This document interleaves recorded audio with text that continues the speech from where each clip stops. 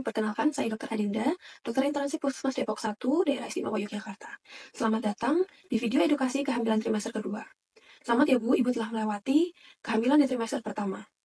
Dan sekarang sudah masuk di trimester kedua, yang mana ini sering disebut juga sebagai fase golden period. Yuk, pelajari apa aja sih yang perlu kita ketahui di kehamilan trimester kedua ini.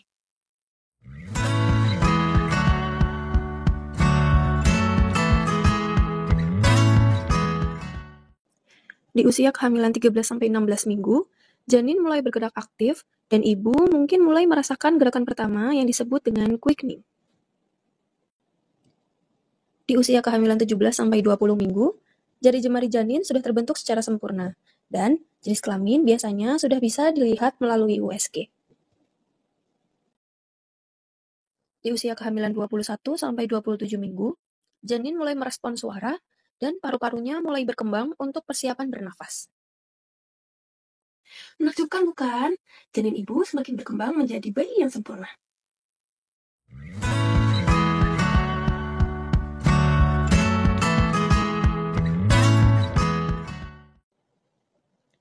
Perut yang mulai membesar.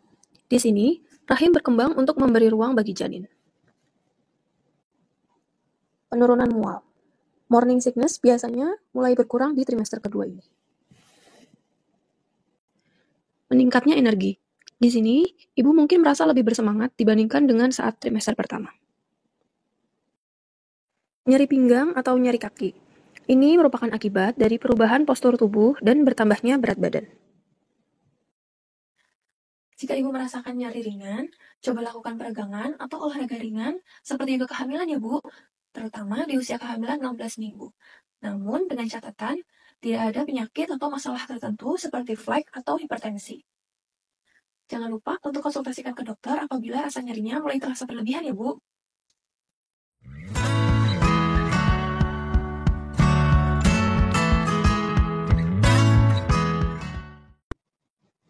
Hal yang harus diwaspadai.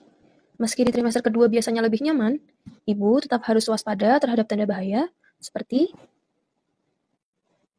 munculnya perdarahan atau bercak darah yang banyak. Adanya nyeri hebat di perut bagian bawah. Timbul adanya kontraksi dini yang teratur. Adanya penurunan gerakan janin secara signifikan.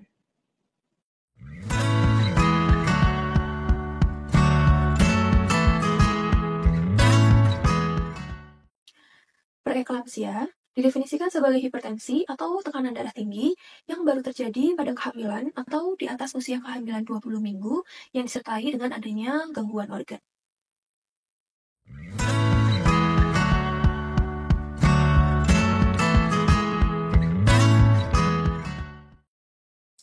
Tanda dan gejala preeklamsi yang pertama adalah tekanan darah tinggi, sekurang-kurangnya 140/90 mm air aksa, yang dilakukan sebanyak 2 kali pemeriksaan dengan jarak 15 menit di lengan yang sama. Lalu yang kedua, ada proteinuria, yang mana dikatakan proteinuria jika protein urinnya itu tinggi melebihi 300 mg dalam 24 jam, atau tes urin dipstick itu melebihi positif 1.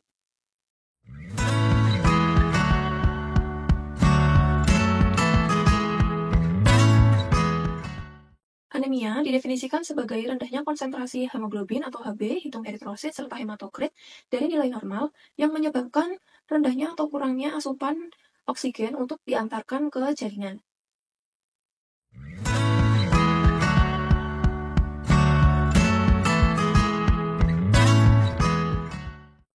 Faktor risiko terjadinya anemia pada kehamilan, yang pertama adalah kurangnya asupan nutrisi, lalu yang kedua adalah DM gestasional atau diabetes mellitus yang terjadi pada kehamilan, lalu yang ketiga adalah kehamilan ganda, kehamilan multiple atau kehamilan kembar, lalu yang keempat adalah kehamilan pada usia remaja, serta yang kelima adalah terjadinya infeksi ataupun inflamasi pada kehamilan tersebut.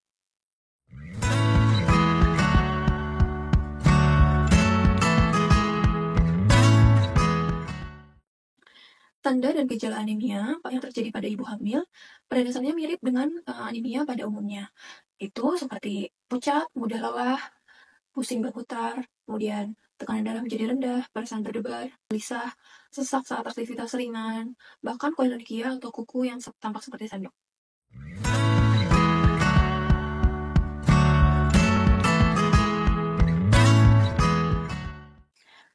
ISK atau infeksi saluran kemih adalah suatu penyakit yang disebabkan karena adanya organisme asing atau patogen seperti bakteri yang masuk dan tumbuh ke dalam saluran kemih. Untuk penyebabnya sendiri, biasanya disebabkan karena adanya perubahan hormonal, lalu karena adanya penekanan pada bagian kandung kemih, dan juga karena adanya aktivitas seksual.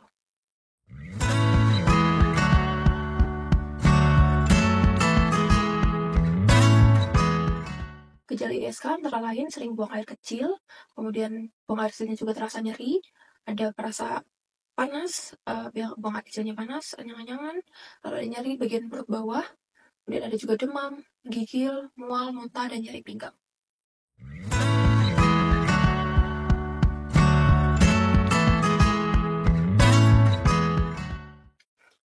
Pencegahan ISK yang pertama adalah banyak konsumsi air putih, yaitu sebanyak 6-8 gelas per hari. Yang kedua, menghindari konsumsi makanan olahan, lalu minuman yang mengandung kafein ataupun alkohol. Yang ketiga adalah konsumsi vitamin C. Yang keempat, tidak menggunakan celana dalam yang terlalu ketat. Lalu yang kelima adalah rutin mengganti celana dalam.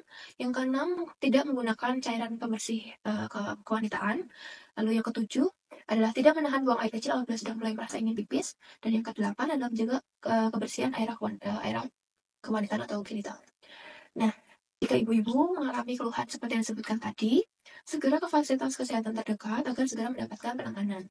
Hal itu untuk menghindari terjadinya atau adanya komplikasi seperti ketuban pecah dini, abortus, kelahiran bayi prematur, ataupun berat badan bayi lahir yang rendah.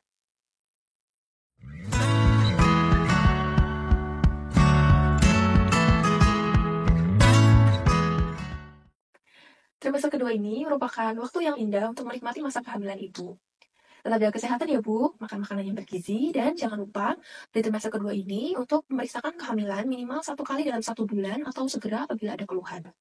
Terima kasih sudah menonton video edukasi ini. Sampai jumpa di video edukasi selanjutnya.